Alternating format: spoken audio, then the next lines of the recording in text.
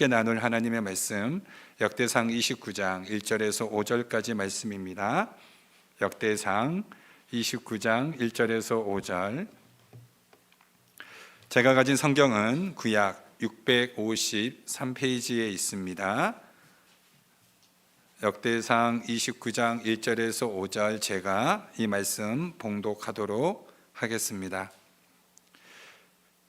다윗 왕이 온 회중에게 이르되 내 아들 솔로몬이 유일하게 하나님께서 택하신 바 되었으나 아직 어리고 미숙하며 이 공사는 크도다. 이 성전은 사람을 위한 것이 아니요 여호와 하나님을 위한 것이라.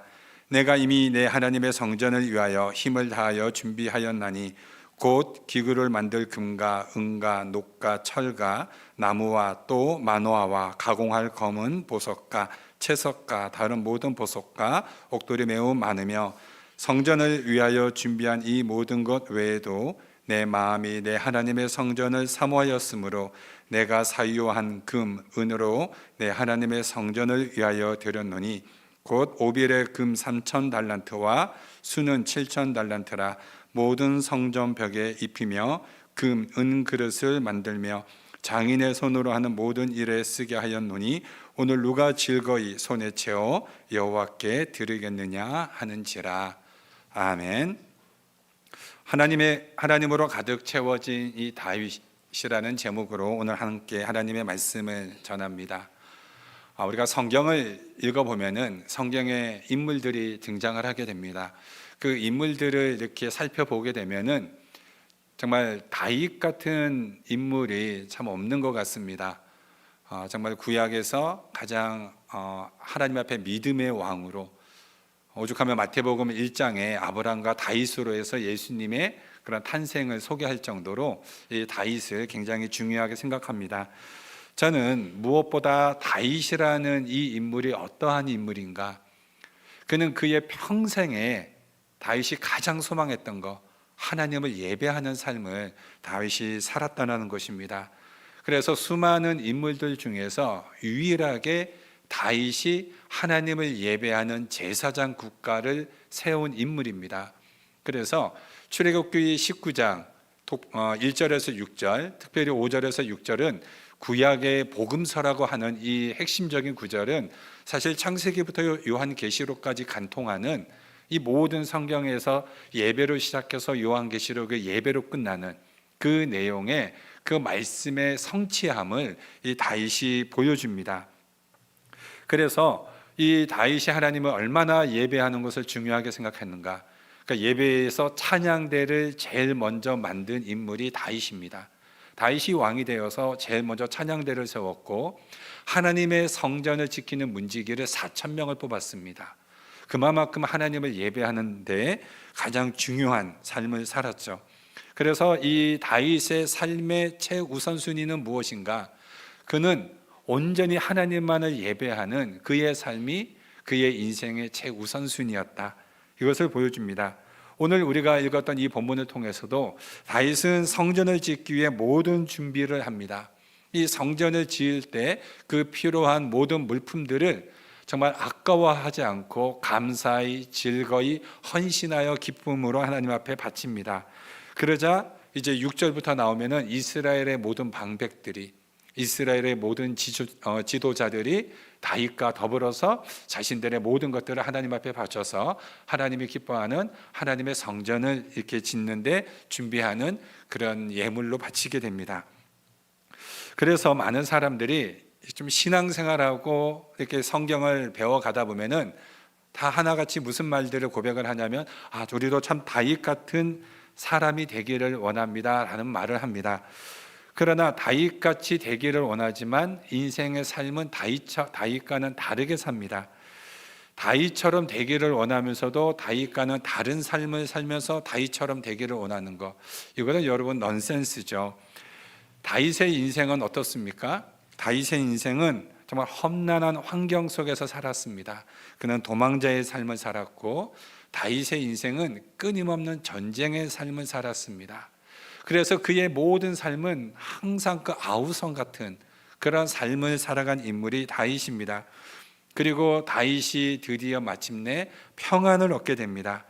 이제 여유가 생겼습니다. 이제 그는 쉴 수 있게 되었습니다. 때로는 이제는 그는 즐길 수 있는 인생이 되었습니다. 이때 보통 모든 사람들의 관심은 자기 자신에게 둡니다. 사람들은 인생에서 성공했고 안정감을 누릴 때 그때 보통 어떻게 생각을 합니까? 그 다음부터는 내 인생을 어떻게 하면 즐길 수 있을까? 그 즐김 쪽으로 가죠. 때로는 내가 가진 것을 남들에게 과시하기도 합니다. 더 나아가서 어떤 사람들은 거스름을 피우기도 합니다. 거드름을 피우면서 이런 치우치는 잘못된 인생을 살아가는 모습들을 많이 보게 됩니다. 그런데 다윗은 어떻습니까? 많은 대적자들을 다 물리쳤습니다. 왕이 되었습니다. 권력도 생겼고 힘도 이제 여유도 생겼습니다. 이제 그는 다윗에게는 그의 삶이 변화되는 것이 아니라 그는 그렇다 할지라도 오로지 그의 관심은 하나님이었습니다. 오직 하나님이 그 마음의 중심이었습니다. 다윗의 인생은 풍랑일 때나 고난일 때나 아니면 평안할 때나 그 모든 상황과 상관없이 다윗의 인생 중심은 오로지 하나님 한 분이었습니다. 저는 오늘 우리 임직 받으시는 우리 안수 집사님들, 또 우리 장로님들, 그리고 2026년도에 이 교회를, 주의 몸된 교회를 또 섬겨갈 우리 귀한 우리 봉사자들, 그 봉사자라 하면은 우리 모든 성도님들입니다. 예, 저의 사명은 모든 성도가 주님 앞에 귀한 봉사자가 되어서 주의 몸된 교회를 섬겨나가는 일꾼으로 세우는 것입니다. 그러니까 여러분들은 내년도에 한 가지 직분 이상의 봉사를 하게 될 것입니다. 그렇기 때문에 여러분들에게 오늘 이 직분자뿐만 아니라 내년도 2026년도 교회를 섬겨갈 우리 귀한 성도님들에게 특별히 오늘 드려지는 말씀입니다. 오늘 이 말씀을 통하여서 이 다윗이라는 인물을 통하여서 하나님으로 가득 채워진 인생은 그 어떠한 삶으로 살아가는 인생인가, 오늘 이렇게 세 가지의 주제를 가지고 여러분과 함께 오늘 말씀을 나누기 원합니다. 첫째로 여러분, 다윗은 새기둥 같은 신앙을 가진 그러한 인물입니다. 여러분, 깡통과 새기둥의 차이가 뭡니까? 깡통과 새기둥의 차이는 속이 빈 것과 속이 꽉 찬 것의 차이입니다. 그런데 신앙에도 깡통 신앙이 있고 새기둥 신앙이 있습니다. 겉은 비슷해 보입니다. 그러나 속은 완전히 다릅니다. 여러분, 새기둥 신앙이라는 것은 그 속이 꽉 찼을 때 새기둥인 것처럼, 새기둥 신앙이라는 것은 그의 내면이 가득 찼을 때 그때 새기둥 신앙이 됩니다. 깡통 신앙의 특징이 뭡니까? 발로 차면 찌그러진다라는 겁니다. 그래서 이런 분들과 대화를 나누다 보면은 모진 풍파에 찌그러진 모습들을 보게 됩니다. 많은 상처가 있습니다. 경제적인 아픔, 상처, 어린 시절 부모에게 받은 상처, 또는 선생님에게 당한 상처, 친구들에게 온갖 멸시, 온갖 말의 상처를 받습니다. 온갖 상황의 상처를 받습니다. 아주 작은 것에도 상처를 받습니다. 왜 그렇습니까? 속이 비어있기 때문에 그렇습니다. 성경의 그런 대표적인 인물이 누군가 하면은 사울 왕입니다. 사울 왕이 이 완전 깡통 신앙을 가지고 있습니다.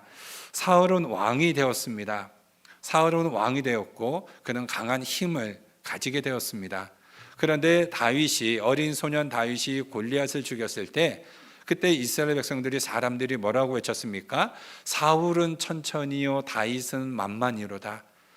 이 말 한마디가 평생 다윗을 고통스럽고 괴롭고 그 시기와 질투 속에서 그의 인생을 망쳐지게 됩니다. 그는 죽을 때까지 다윗을 어떻게 하면 죽일 수 있을까? 그 시기심과 질투에 사로잡혀서 혈안이 되어 있습니다. 그래서 다윗을 사유로 삼습니다. 자신의 딸 미갈을 통하여서 사유를 삼습니다. 왜 사유로 삼았습니까? 이 질투가 너무 커서 다른 데 둘 수가 없는 겁니다. 그래서 가장 가까이 내 옆에 두어서 감시합니다. 수시로 다윗을 죽이려고 했습니다. 왜 그렇습니까? 그 속이 비어있는 신앙이었기 때문에 그렇습니다. 하나님은 아말렉을 천하의 이름을 없애버리라고 명령을 하셨습니다. 사울은 왕이 되었습니다. 그리고 이제 이 아말렉과의 전쟁을 하게 됩니다. 그런데 이 사울은 왕이 되어서 하나님의 명령인 아말렉의 천하의 이름을 없애버리라고 했는데 그렇게 하지 않습니다. 자기가 보기에 좋은 것들은 다 살려줍니다. 하나님의 말씀에 명령에 불순종했습니다. 그래서 사무엘 선지자가 이 사울 왕에게 찾아와서 왕은 왜 이렇게 망령된 행동을 했습니까? 라고 질문을 했을 때 사울 왕이 이렇게 대답을 합니다. 15장 21절입니다. 다만 백성이 그 마땅히 멸할 것 중에서 가장 좋은 곳으로 길갈에서 당신의 하나님 여호와께 제사를 하려고 양과 소를 끌어왔나이다 하는지라. 한마디로 무슨 말입니까? 사람들의 소리가 아니 왕이여 왜 이렇게 좋고 아까운 것을 왜 죽입니까? 다 살려두면 우리한테 좋은 이득이 될 건데, 이 사람들의 소리가 하나님의 명령보다 더 컸습니다.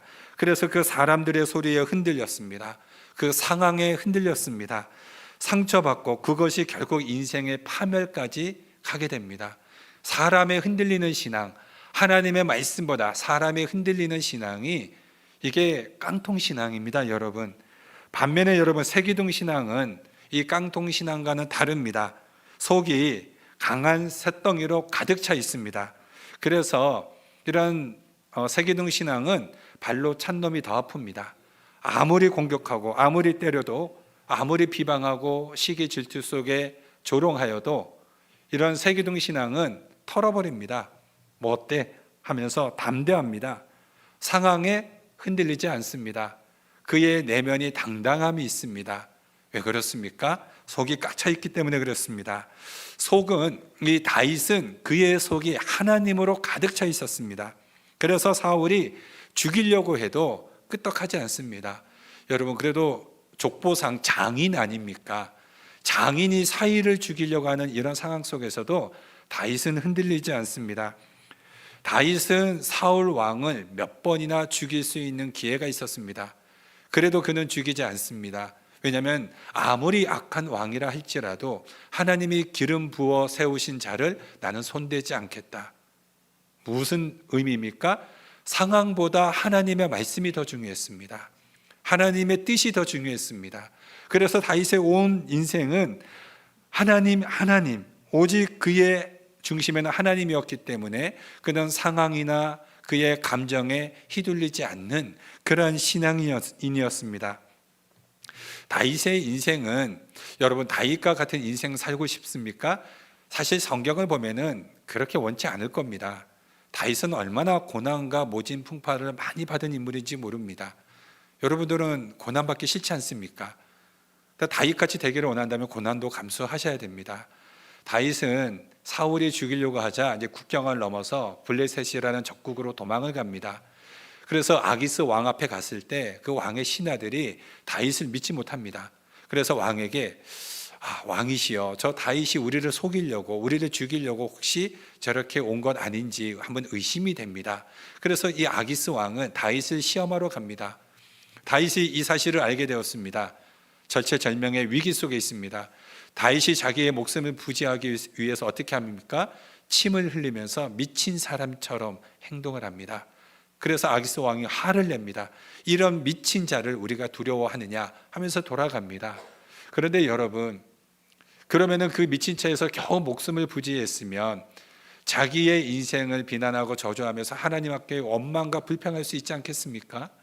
그런데 다윗은 그렇게 모면하고 난 다음에 하나님 앞에 시를 썼습니다. 그 시편이 바로 34편입니다.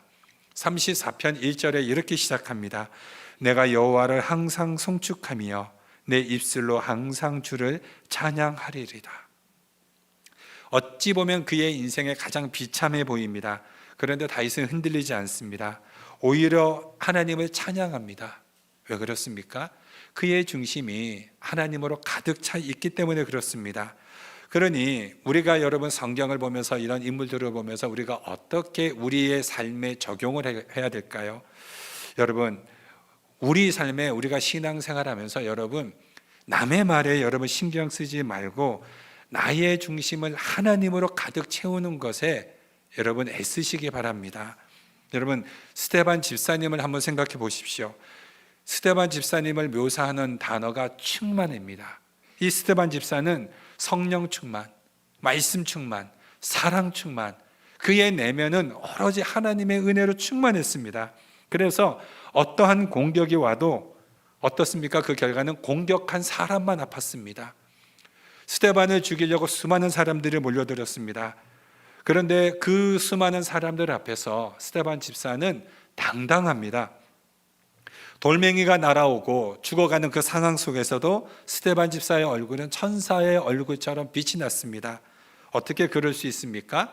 하나님으로 그의 속이 가득 차 있었기 때문에 그렇습니다. 사람들이 왜 화가 나면 소리를 지를까요? 여러분, 평정심을 잃었기 때문이 아닙니다. 여러분, 또는 이성이 마비되었기 때문도 아닙니다. 사람이 소리를 지르는 이유는 나와 상대방의 가슴이 멀어져 있어서 내 진심이 상대방의 가슴에 전달되지 않고 있다라는 그런 생각 때문에 소리를 지르는 것입니다.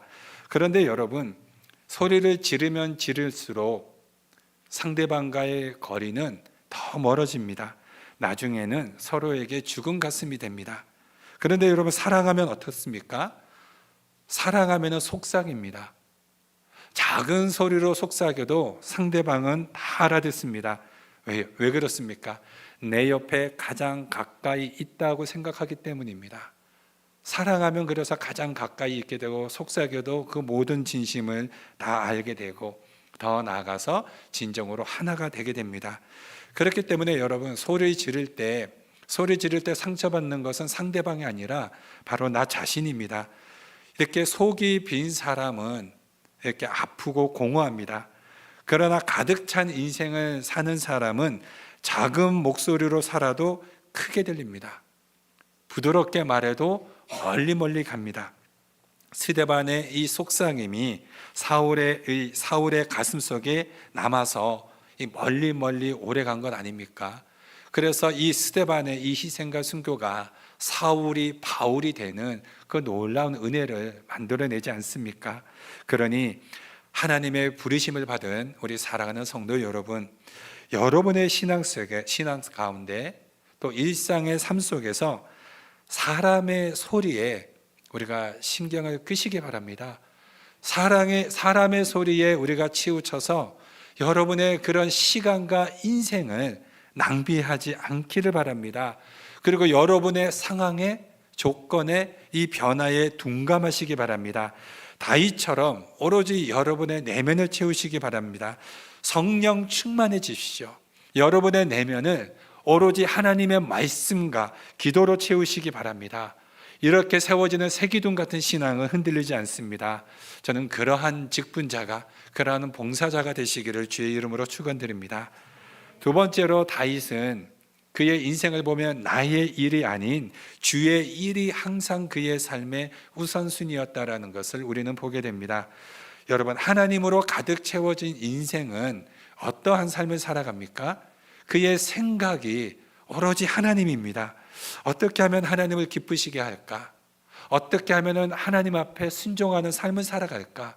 오로지 그의 중심과 생각이 하나님으로 가득 차게 되어 있습니다. 다윗을 한번 보십시오. 다윗은 끊임없이 자신과 하나님을 비교합니다. 나는 이처럼 백향목으로 지은 화려한 궁에 있는데 하나님은 어떻게 저렇게 초라한 텐트에 계시게 할 수 있는가? 너무 마음이 아픕니다. 나는 화려하고 하나님은 초라한 것에 이 다윗의 마음이 아픕니다.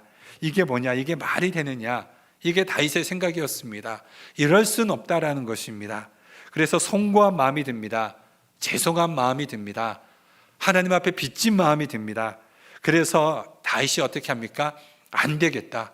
내가 하나님 앞에 성전을 지어야겠다. 이렇게 성전 짓기를 구합니다. 무엇입니까? 송구한 마음에서, 빚진 마음에서, 감사한 마음에서 하나님께 올려드리는 성전을 짓겠다라는 이 마음이 나옵니다. 그리고 하나님은 감사하는 자를 사랑하십니다.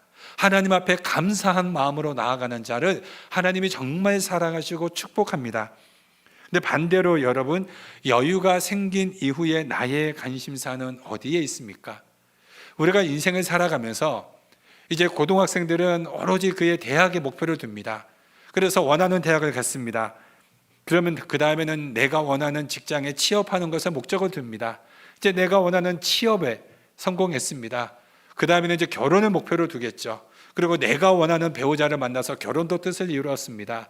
집도 샀습니다. 삶의 경제적인 여유도, 사업도 성공을 이루었습니다. 이제 여유가 생겼습니다. 이때 여러분들의 관심사는 어디에 있습니까? 그 관심사가 나 중심이고 즐김이고 과실을 뽐내는 것이고 남들 앞에 거드름을 피우는 것이라면, 그러나 다윗은 어떻습니까? 여유가 생겼습니다. 그러나 그의 여유가 생기고 난 다음의 일도 오로지 주의 일에 적극적이었습니다. 이게 차이입니다. 우리와 다윗의 차이가 뭐냐면, 우리는 여유가 생기면은 하나님보다는 내가 내 인생을 즐기는 쪽으로 나아가는데, 다윗은 자신의 인생에 여유가 생겼어도 어떻게 하면 하나님이 저렇게 초라한 텐트에 계시는데 그럴 수는 없다. 오로지 하나님을 기쁘시게 하는 일로 나아가야겠다. 그런 감사한 마음으로 나아가게 됩니다. 우리가 이런 말씀을 한번 적용해 보기 위해서 한번 일본을 예로 들어 제가 전도라는 이 주제로 한번 말씀을 드려봅니다. 여러분, 일본의 기독교 인구는 늘지가 않습니다. 몇십 년이 지나도 일본의 기독교 인구는 똑같습니다. 왜 그렇습니까? 답은 간단합니다. 전도하는 사람이 없기 때문에 그렇습니다. 일본의 기독교 인구는 1%입니다. 일본의 인구가 1억 3천만 명인데 1억 3천만 명 중에서 기독교 인구는 1%고, 당신들이 앞으로 종교를 갖고 싶다면 무슨 종교를 갖고 싶습니까? 이 질문의 36%가 기독교를 택했습니다. 여러분, 36%가 기독교 인구로 믿는다면 4,680만 명이 예수를 믿는다라는 겁니다. 대한민국의 인구 숫자가 약 5,100만 명입니다. 그럼 대한민국의 인구 숫자만큼의 일본이 기독교 인구가 늘어날 수 있다라는 것입니다. 이건 엄청난 대단한 일이죠. 그런데 그럼에도 불구하고 왜 수십 년 동안 오히려 대한민국보다 일본이 기독교가 먼저 들어갔습니다. 이수정이라는 분은 일본에서 요한복음을 번역을 했습니다. 그래서 한국어로 가져갔습니다. 그런데 왜 그때부터 지금까지 일본의 기독교 인구는 늘지 않을까요? 전도하는 사람이 없기 때문에 그렇습니다. 왜 전도를 하지 않습니까? 주의 일에 관심이 없습니다. 주의 일에 관심이 없기 때문에 전도를 하지 않는 것입니다. 여러분, 오늘 우리는 이 모습이, 이것이 우리의 모습이 아닌가? 오늘날 이것이 우리의 자상이 아닌가? 우리가 오늘날 왜 크리스찬들이 전도하지 않습니까? 전도하지 않는 이유는 주의 일에 관심이 없기 때문에 그렇습니다. 지금 시애틀 이 지역에 신천지가 열심히 지금 돌아다니고 있다라고 지금 연락을 받았습니다. 지금 목회자들이 긴장하고 있습니다. 지금 이단들은 열심히 교회를 찾아다니면서 이 신천지 포교를 지금 하고 있는데, 우리는 참 진리와 참 생명을 얻은 우리들은 왜 우리는 복음을 전하지 않을까요? 복음의 전도 자체를 생각하지 않는 것은 우리의 생각 앞에 주의 일에 관심이 없기 때문에 그렇습니다. 저는 2026년도 저희 교회 주제를 전도로 잡고 온 사역을 전도에 포커스를 맞춰서 나아갈 겁니다. 때를 얻든지 못 얻든지 우리는 눈물로 씨를 뿌릴 겁니다. 거두시는 분은 하나님이시고 우리는 우리의 일을 할 것입니다. 우리는 이 사역에 한 마음을 합쳐서 주의 일에 관심 받기를 원합니다. 여러분, 다윗이 아멘이 적네요. 여러분, 한두 사람밖에 아멘을 우리 속으로 하셨죠? 예, 다윗이 먼저 주님을 생각하니 주도 다윗을 생각합니다. 그리고 다윗에게 은혜를 부어줍니다. 역대상 22장은 다윗이 성전 건축을 준비하는 내용입니다. 다윗은 왕이 되어서도 변함없이 주의 일만 생각했습니다. 그래서 다윗은 성전을 지으려고 했습니다. 그런데 이 역대상 22장 8절에 이렇게 기록됩니다. 너는 피를 심히 많이 흘렸고 크게 전쟁하였느니라. 내가 내 앞에서 땅에 피를 많이 흘렸은즉 내 이름을 위하여 성전을 건축하지 못하리라. 이렇게 말씀을 하셨습니다. 이 구절은 성도들이 가장 많이 오해하는 구절입니다. 이 구절의 의미는 제가 다음 단락에서 이제 설명을 드릴 겁니다. 중요한 것은 이것이 하나님은 성전을 못 짓게 했다라는 것이 아닙니다. 그리고 하나님은 다윗이 성전을 짓겠다라고 했을 때 이것을 하나님이 굉장히 기쁘게 받으셨습니다. 그래서 다윗의 이 고백 이후에 하나님이 다윗에게 말씀을 내려주십니다. 그 다음 역대상 22장 10절부터 하나님이 9절부터 10절까지 쭉쭉 말씀을 내려주시는데 그 말씀의 요지는 크게 네 가지입니다. 첫 번째로 하나님은 다윗에게 위대하게 만들어 주신다라고 약속합니다. 여러분, 내가 높인다고 높아지는 거 아닙니다. 그러나 주가 높이면 높아질 수 있습니다. 두 번째로 다윗에게 평안을 주신다라고 약속하셨습니다. 세상에 휘둘리지 않습니다. 세상에 흔들리지 않습니다. 주가 주시는 평안은 보호와 힘이 곁들인 평안입니다. 그래서 어느 누구도 어느 대적자도 건드릴 수 없는 이 평안을 하나님께서 주시겠다고 약속하십니다. 세 번째로 자손의 축복을 약속하십니다. 내 몸에서 날 내씨를 세워 나라를 견고하게 할 것이라고 말씀하십니다. 여러분, 뜻대로 되는 자식은 없습니다. 그러나 주가 축복하시면 주의 뜻대로 세워지지 않을 자식도 없습니다. 그러니 여러분, 자식에 대한 최고의 투자는 무엇입니까? 주께 충성하게 하는 것입니다. 네 번째로 마지막으로 하나님은 다윗에게 집을 세워주신다고 약속하셨습니다. 여러분, 자기가 자기 집을 세우지 못합니다. 스스로 완성하지 못합니다. 오직 주님께서 세워주시고 완성케 하시겠다라고 약속하셨습니다. 무슨 말씀입니까? 주가 끝맺어 주겠다라는 것입니다. 다윗이 하나님을 생각하니 하나님이 다윗을 생각합니다. 여러분, 이 말씀이 이게 산상수훈 아닙니까? 그런즉 너희는 먼저 그의 나라와 그의 의를 구하라. 그리하면 이 모든 것을 너희에게 더하시리라. 이 말씀이 그대로 다윗이 이렇게 순종하지 않습니까? 다윗이 하나님으로부터 이렇게 네 가지 약속의 말씀을 받았습니다. 그리고 나서 이제 다윗이 어떻게 합니까? 이제 하나님 앞에 기도할 마음이 생겼습니다. 그래서 어떻게 다윗이 기도하냐면 사무엘하 7장 27절에 만군의 여호와 이스라엘의 하나님이여 주의 종의 길을 여시고 이르시기를 내가 너를 위하여 집을 세우리라 하셨으므로 주의 종이 이 기도로 주께 간구할 마음이 생겼나이다. 이제 다윗이 주님 앞에 기도할 마음이 생겼다는 거예요. 다윗은 말씀을 붙들었습니다. 그리고 다윗은 약속을 붙들고 기도합니다. 다윗처럼 되기를 원한다면 여러분, 그런 다윗처럼 사시기 바랍니다. 이거 힘든 일 아닙니다. 우리가 첫 단추를 바로 끼우면 됩니다. 여유가 생겼을 때 여기에서부터 관심이 갈라집니다. 여러분, 내 인생에 여유가 생겼을 때 이것이 나의 관심으로 갈 것이냐, 오로지 변함없이 하나님의 관심으로 갈 것이냐, 항상 주의 일에 더 힘쓰는 자가 되시기 바랍니다. 그게 잘 사는 길이고 그게 인생에서 이기는 길입니다. 마지막으로 다윗은 주의 일에 성전을 준비하는 일로 그의 인생에 아름다운 열매 맺는 것을 보게 됩니다.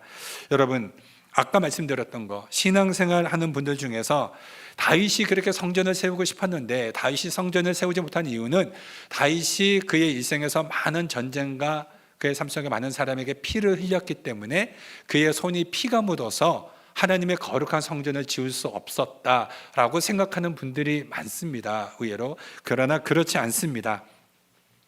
아까 말씀드렸던 것처럼 다윗이 피를 흘렸다는 이유로 성전이 허락되지 않았다면 그러면 솔로몬은, 그의 아들 솔로몬은 피를 안 흘렸습니까? 그렇지 않습니다. 솔로몬은 왕이 되고 난 이후에 그의 이복 형인 아도니아를 죽입니다. 그리고 다윗의 측근이었던 요압 장군을 죽입니다. 다윗을 저주하였던 시므이도 죽입니다. 솔로몬도 그의 손에 많은 피를 묻혔습니다. 그렇기 때문에 아까 읽어드렸던 이 역대상 22장 8절의 말씀은, 이거는 성경의 문제는 성경으로 풀어야 됩니다. 그 말씀이 어디에 나와 있냐면 열왕기상 5장 3절에서 4절에 솔로몬이 하나님께서 왜 자신의 아버지 다윗이 성전을 짓는 것을 허락하지 않았는지에 대해서 솔로몬이 기록하고 있습니다. 제가 읽어드리겠습니다. 열왕기상 5장 3절에서 4절입니다.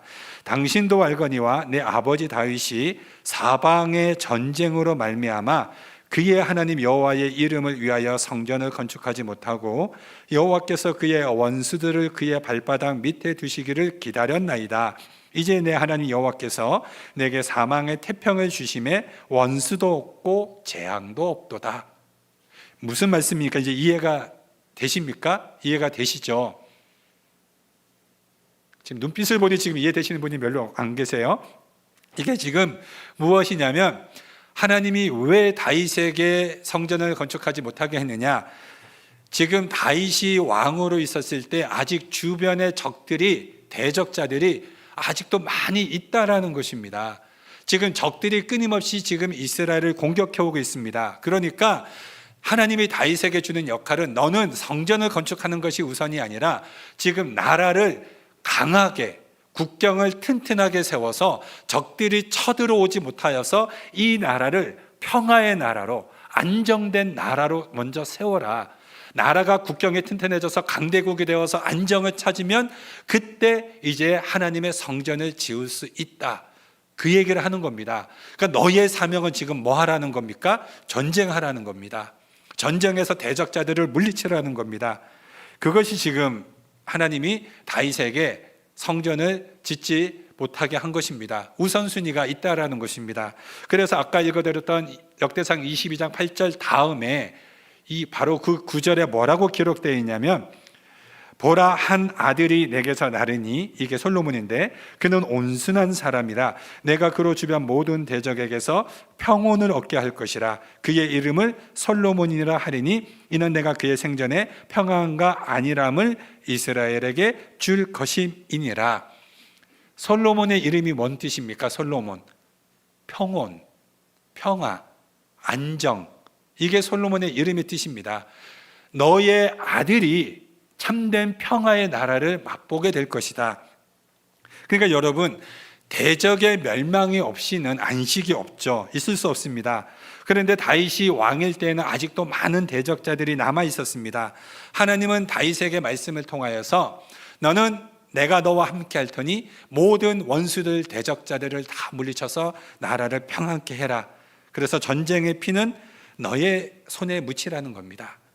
그 말씀 앞에 순종하여서 다윗은 대적자들을 다 물리칩니다. 그리고 드디어 솔로몬이 왕이 되었습니다. 어떻습니까? 솔로몬이 왕이 되었을 때는 국경이 튼튼해졌고 나라가 군사적으로 강대국이 되었습니다. 그래서 주변의 나라들이 이 이스라엘에게 공격할 엄두를 못 내고 화친을 맺습니다. 우리 결혼합시다. 그래서 정략 결혼을 해서 하친을 맺습니다. 은을 돌처럼 여겼습니다. 이스라엘이 경제적 부국이 되었습니다. 대국이 되었습니다. 국가적으로 가장 평안하고 안정을 찾게 되었습니다. 그때 하나님께서 솔로몬에게 이제 무엇을 하게 합니까? 너는 이제 성전 지어라. 다윗의 사명은 나라를 안정시키는 거고 솔로몬의 사명은 무엇입니까? 성전을 짓는 거였습니다. 사명이 달랐습니다. 저는 이 내용을 보면서 다윗이 하나님 앞에 조금도 원망이나 조금도 불평하지 않습니다. 다윗이 얼마나 사랑하는지, 다윗이 하나님을 사랑함이 온전히 예배하는 예배자의 모습으로 다 드러납니다. 다윗은 한마디의 그의 인생은 예배하는 삶이었습니다. 그래서 다윗이 평생의 소원이 뭡니까? 다윗의 평생의 소원이 하나님의 성전 안에서 하나님과 함께 더불어 사는 것, 그게 다윗의 평생의 소원이었습니다. 시편 24편 7절입니다. 내가 여호와께 바라는 한 가지 일, 그것을 구하리니 곧 내가 내 평생에 여호와의 집에 살면서 여호와의 아름다움을 바라보며 그의 성전에서 사모하는 그것이라. 여러분, 한마디로 뭡니까? 예배하는 삶, 예배자의 삶을 살겠다라는 겁니다. 이게 다윗의 평생의 소원이었습니다.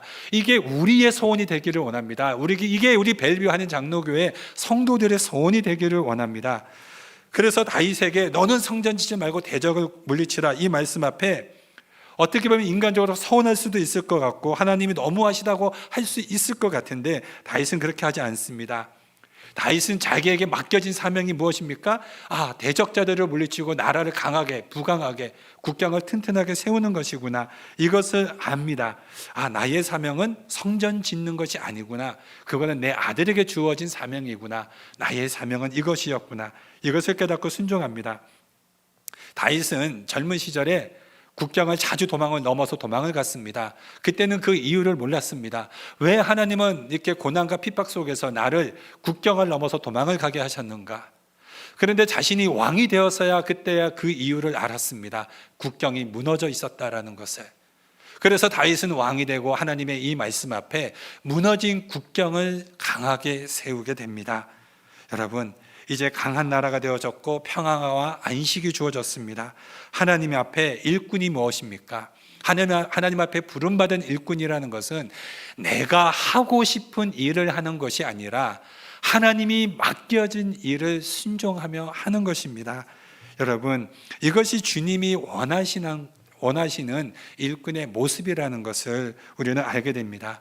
우리가 말씀을 맺습니다. 우리 사랑하는 성도 여러분, 오늘 이 말씀을 오늘 신약 시대에 해석을 해보겠습니다. 오늘날 더 이상 성전은 존재하지 않습니다. 교회의 예배당입니다. 건물은 어디까지나 예배당입니다. 그럼 누가 성전입니까? 우리 자신이 성전입니다. 우리가 예수 그리스도를 나의 구주로 고백하면 하나님이신 성령 하나님이 우리 안에 오십니다. 그러면 우리가 성전이 됩니다. 그렇게 성전으로 모여진 사람들을 뭐라고 부릅니까? 에클레시아, 교회라고 부릅니다. 그러니까 이 교회, 우리들이 하나님의 거룩한 성전이요, 그것을 신약 시대에 교회라고 부르는 것입니다. 그렇다면은 오늘날 주의 몸된 교회를 아름답게 세우기 위해서 하나님은 누구를 세우십니까? 일꾼을 세웁니다. 그게 직분자입니다. 그 직분을 받음을 통하여서 나는 하나님 앞에 이제 일꾼으로 부름을 받았구나. 주의 몸된 교회, 몸된 교회란 성도들 한 사람 한 사람이죠. 믿음의 연약한 성도들을 더욱더 하나님의 아름다운 믿음으로 세우기 위해서 내가 하나님의 일꾼으로 기름 부음 받았구나. 그럼 이 말씀 앞에 내가 하고 싶은 일을 하는 것이 아니라 주님께서 나에게 맡기신 일, 주님께서 나에게 맡기신 주님이 원하시는 일, 이러한 일들을 이뤄가는 것이 직분자의 사명 아닙니까? 이게 우리 교회 성도들의 사명 아닙니까? 우리 2026년 우리가 교회 봉사를 여러 가지를 맡게 될 때 나는 이거 맡고 싶지 않은데 왜 교회는 나한테 이렇게 억지로 시키지? 그것이 아니라 교회가 나에게 이 일을 맡긴다면 이것이 하나님이 나에게 이 일을 통하여서 주의 몸된 교회를 건강하게 세워가라는 거구나. 이게 다윗과 같은 인생입니다. 이게 다윗과 같이 하나님을 예배하는 삶이고, 이 하나님 앞에 예배하며 하나님의 성전 안에 하나님과 더불어 함께 살아가는 인생입니다.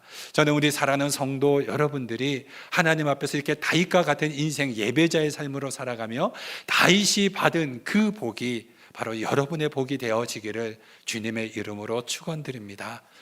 기도합니다.